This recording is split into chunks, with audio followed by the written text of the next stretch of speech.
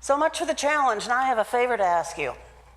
We had a very, very intense day yesterday. 6 hours of focus, concentration, high-level emotion, intention, you name it, it was all in the room. And when I got back to Joyce's house at 5:30, an hour before she did, I think, I walked into the bedroom and I felt like I had been poleaxed. There was nothing left in here. And then I had to wake up and do this lesson because I couldn't do it until after our workshop.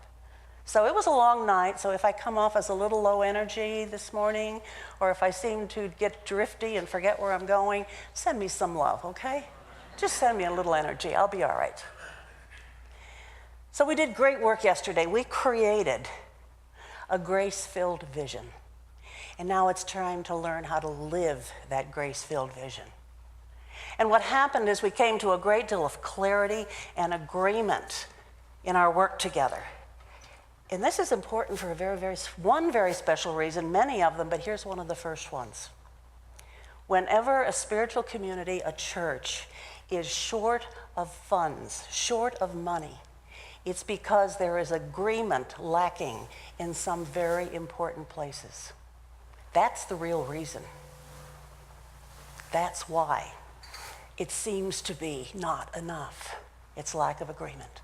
So what we created yesterday is going to be worked with and managed and changed and shifted and expanded and made bigger and made clearer so that that agreement can just naturally arise in this community. So that agreement can become part of how you do all that you do.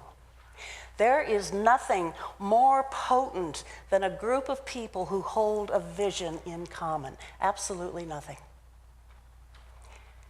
There's a group called the Alban Institute. They've been around for 50 years or so. They're a fairly fundamentalist group, but they study the ins and outs of the relationships in church communities.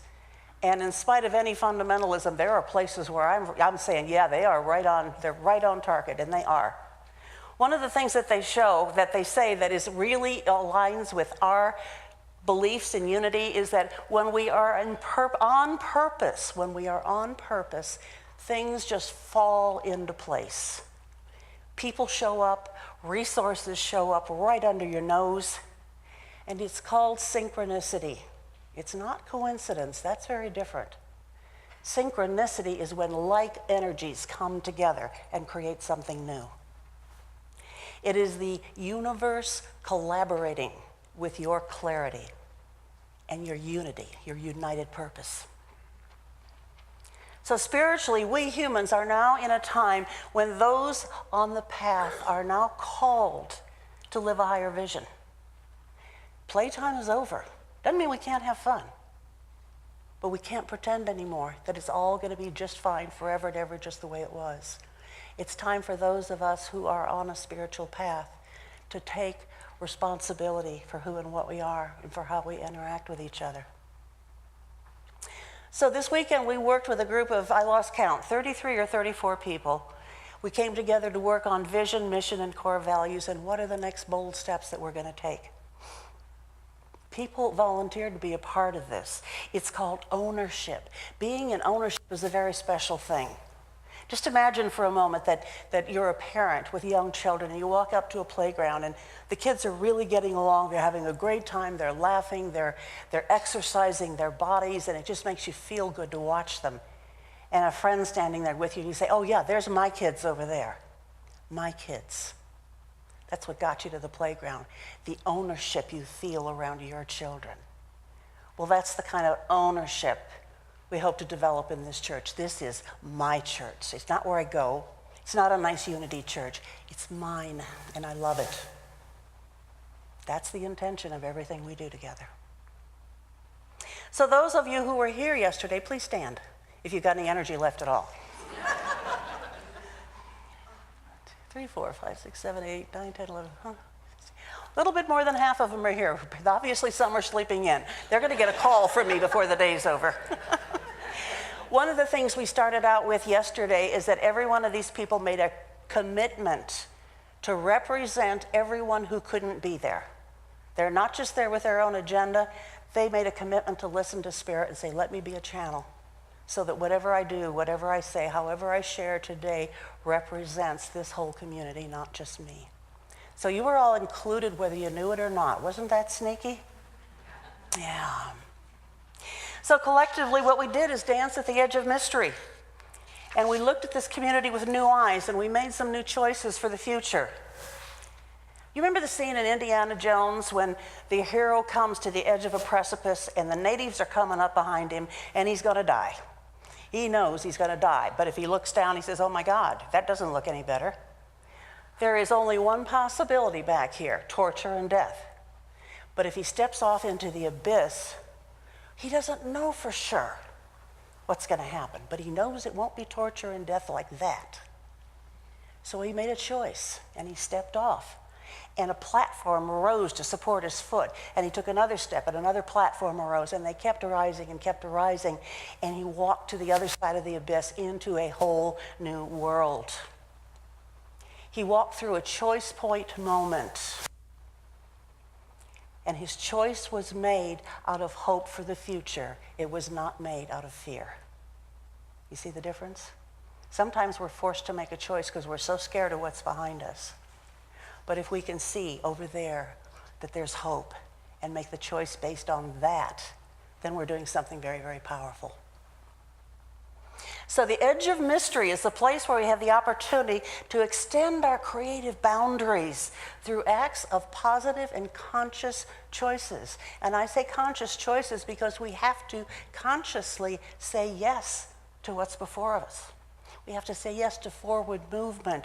We have to say yes to the very real risk. We have to say yes to the releasing of the status quo so we can have a new birth. Choice point moments offer us the option to stay and do what we've always done because it seems relatively safe and there's not much jeopardy on our part. But the truth is, if it goes on long enough, there is no such thing as stability, is there? Life is always changing. And if you don't believe that, I'll show you a picture of what I looked like when I was 20.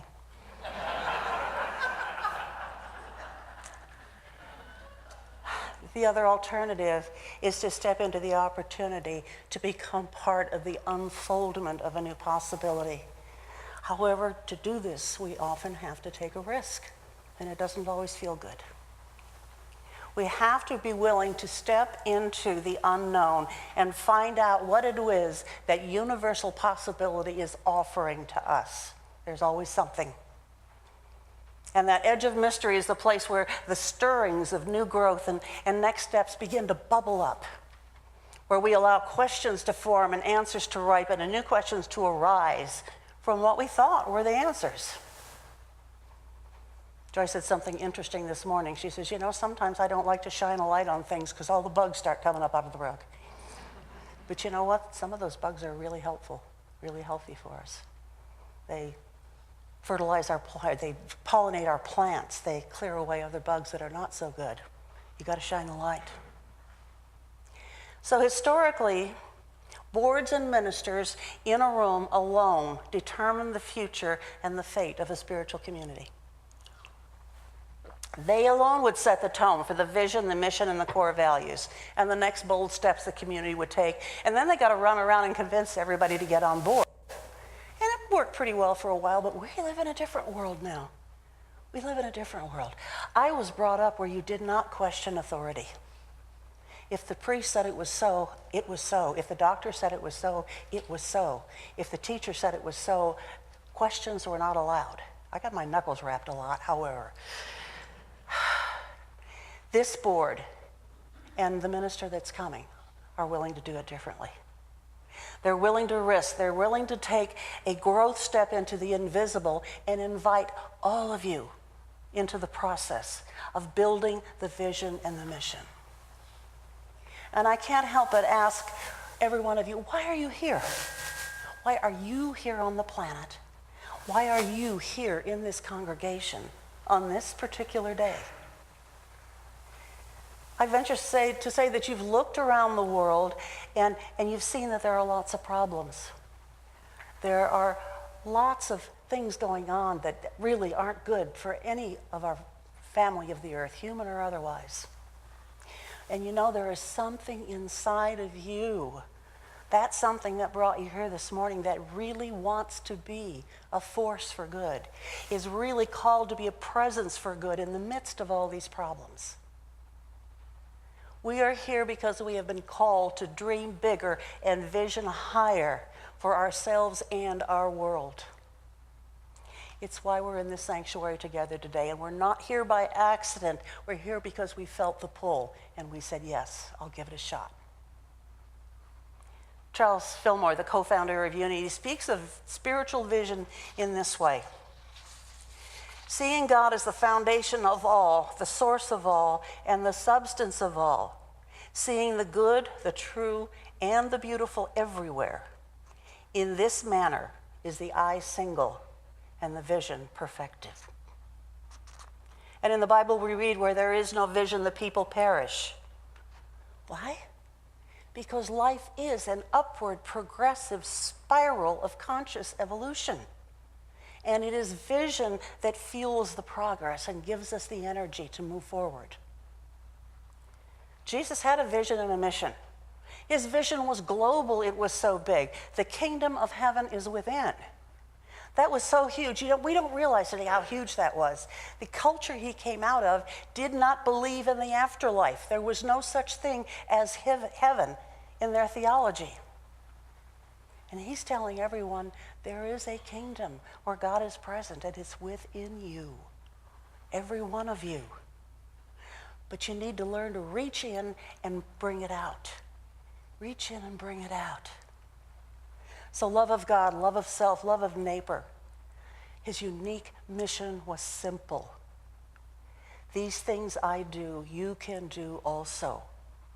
It was one of awakening people everywhere to the knowledge that because the kingdom is within, we can overcome fear, we can overcome limitation, we can leave behind anxiety, biases, unforgiveness, we can heal the sick, raise the dead, restore sight to the blind, and so much more. There are some pretty far out people in the world right now who are healing the sick in ways that aren't necessarily medically driven. Not that there's anything wrong with the medical profession. We didn't have one when Jesus was here. There was no such thing. Not like it is today. Restore sight to the blind. We can do cornea transplants. Raise the dead. How many stories have you read about near-death experiences? There is so much more. And as more and more and more people step into the vision of who, the person we call our way shower, Jesus Christ, as we step into his vision, what we do is going to amaze us and the world. And his intention was to invite people to inject love right where they are. And he knew that if one person came to understand that, they'd share it with another person, and they'd share it with another person, and the day would come when the entire world would be united in this vision. And I got to tell you, we have a God that is so great and so good that there have been others in human history with that same vision. And they have ended up being the founders of religions, even though that's not what they intended, and they had no idea that's what people were going to do with them. Whether it's Buddhism or the ancient Indian practices or our Native American practices or Quetzalcoatl in South America, no matter who, what name you call forth, they are all aspects of the divine calling all of us forth with the same vision, the same message, the same intention. So I'd invite you to think about this in terms of your own life. What are the vision and the mission that you have for yourself in your life as an individual? My mission has been clear to me for nearly 20 years, and it took a very intense experience for me to awaken to it. It is simply this: I am a midwife for the evolution of human consciousness. That's my mission. And anytime I forget that and start getting busy with things that don't support that, I get uncomfortable. I get bored, I get anxious, I have a fight with somebody. When I forget my mission, my life doesn't work. And when I remember it and consciously choose to step into it, I have no way of explaining to you the financial abundance in which my husband and I live our lives. We did not create it. When I retired from ministry, we had $40,000 to our name, period. And we are in a position now, 5 years later, where we are totally and absolutely supplied. I live in the nicest house I've ever lived in. We take fabulous vacations. I get to do work like this, no matter what the pay is.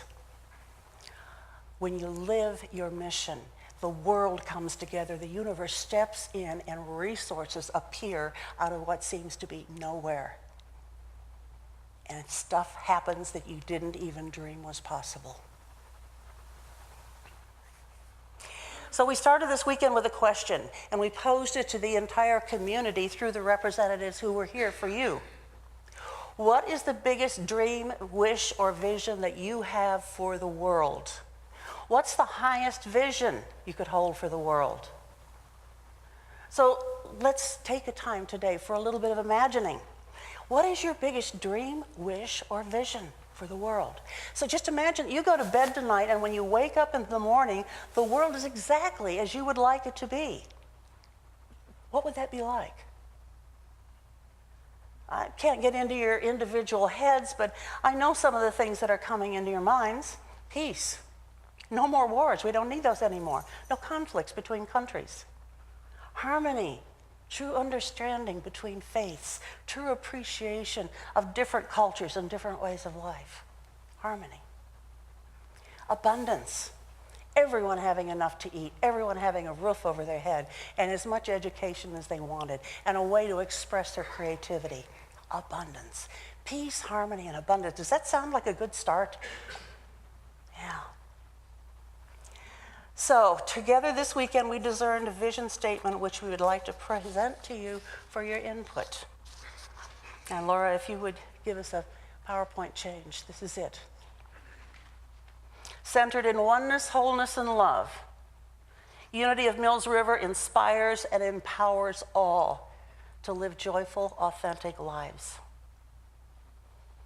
Centered in oneness, wholeness, and love. Unity of Mills River inspires and empowers all to live joyful, authentic lives. So let's take it apart. Centered. We focus all we are as a community in one common direction. Oneness. We are one with God, we are one with each other, and we are one with all of our family on the planet. Wholeness means all good things, abundance, health, joy, everything. Love. We care, therefore all that we do is a blessing. Inspire and empower. When people see us, here or anywhere, who we are invites them into living joyfully and authentically. So speak this together with me. Let's see how it sounds. Feel it in your bones together. Centered in oneness, wholeness, and love, Unity of Mills River inspires and empowers all to live joyful, authentic lives. And then once we have our vision statement, we ask a different question. If this is our highest vision for the world, our biggest dream, then how are we going to accomplish that? What is ours to do right here and right now as a unique spiritual community? Because, you know, there's a lot of wonderful folks in here, but the truth is we don't get to save the world all by ourselves. But we have a part to play, and no one can play it but us. So how do we do this? How are we going to contribute to the fulfillment of this vision? And the how is our mission. And Laura, we can have another PowerPoint change. We pray, love, learn, inspire, and heal in our center and community. We pray, learn, love, and heal in our center and in our community.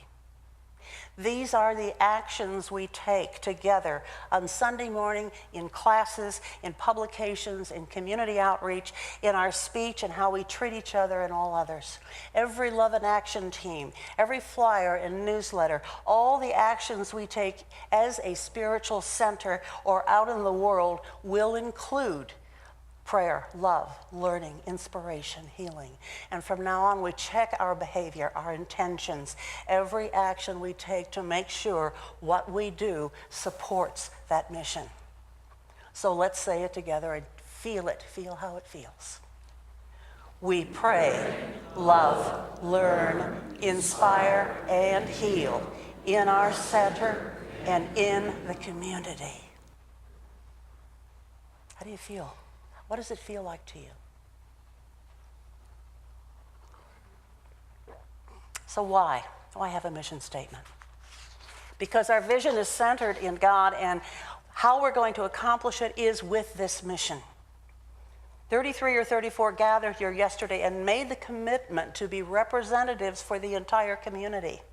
They didn't do this apart from all of you, but as one of you, calling on Spirit to help them know what it is that's in all of your hearts. So now we're going to give you a time to review these statements in your hearts and give your input. This is not a vote, but input. There's an insert in your bulletin where the vision and the mission are written. And I'm going to ask you on a scale of 1 to 10, how do you rank the vision statement? And if it's not at least an 8 through a 10, what would it take to make it that for you? And you may be a person who never gives anybody anything a 10, and if so, just say so. But if you can discern what it would to make it in the range of 8 to 10 for you, make a note, write it down. And then do the same for the mission statement. I'm going to give you a few minutes of reflection here. Just a few minutes. And if you need something to write with, our ushers will just stick your hand in the air and somebody's going to come and give you what you need.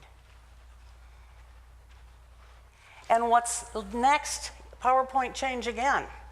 This is the foundation for everything we did yesterday. Go ahead, Laura, give it a change.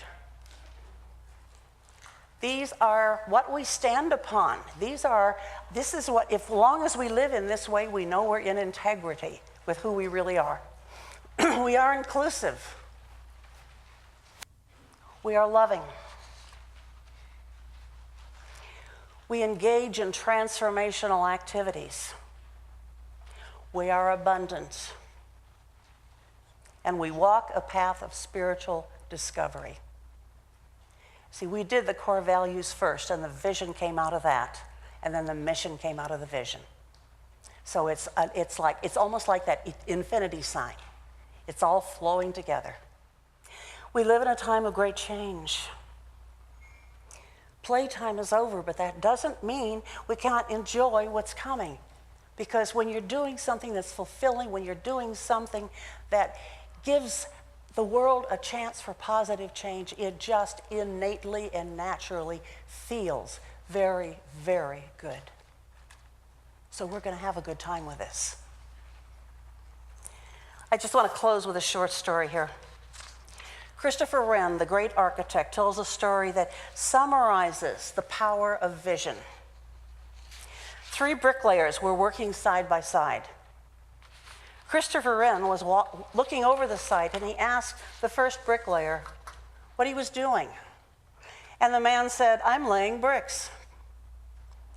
And the second person he asked what he was doing, the man answered, "I'm feeding my family." And the third bricklayer, when asked what he was doing, answered, "I am building a cathedral to the glory of God."